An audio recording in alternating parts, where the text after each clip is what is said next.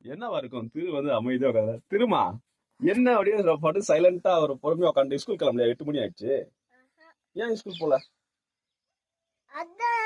மூஞ்செல்லாம் சுரிச்சுரியா இருந்தா வந்திருக்க மாட்டேங்க. அதுக்கு என்ன பண்றப்ப? அதுக்கு வந்து மருத்துவமனைக்கு போறேன். மருத்துவமனைக்கு? தமிழ்? ஓ, திருத்தமிழ்ல தமிழ்லயே பேசணும். சரி, உங்க வாத்தியாருக்கு ஒரு லீவ் லெட்டர் போட்டுருவோம். உன் ஸ்டைல்ல செய்தியாவே படிச்சு சொல்லிடு. Leave letter அனுப்பிடுவோம். ஓகே, படி பார்க்கலாம். வணக்கம், செய்திகள் வாசிப்பது திருத்தமிழ். நான் வந்து இன்னைக்கு வந்து ஸ்கூல் போல. ஏன் தெரியுமா? எனக்கு வந்து மூஞ்செல்லாம் சொரியா வருது. அதனால மருத்துவமனைக்கு போறேன். மருத்துவமனைக்கு போன பிறகு நான் வந்து இப்ப செய்தி படிச்சுட்டு எங்க சாருக்கு அனுப்பிட்டுருவேன். சார் வந்து ஓஹோ அவன் இதுக்குதான் லீவ் போடணுங்கிறான் அப்படின்னு கம்முன்னு ஆயிடுவாங்க. கம்முன்னு அனுப்பினாரும் மருத்துவமனைக்கு போயிருவியா? மருத்துவமனைக்கு போயிட்டு மருந்து வாங்கிட்டு வந்து டெய்லியும் பூசிட்டு சரியாச்சுன்னா நான் மருத்துவ ஸ்கூலுக்கு வருவேன். நன்றி, வணக்கம்.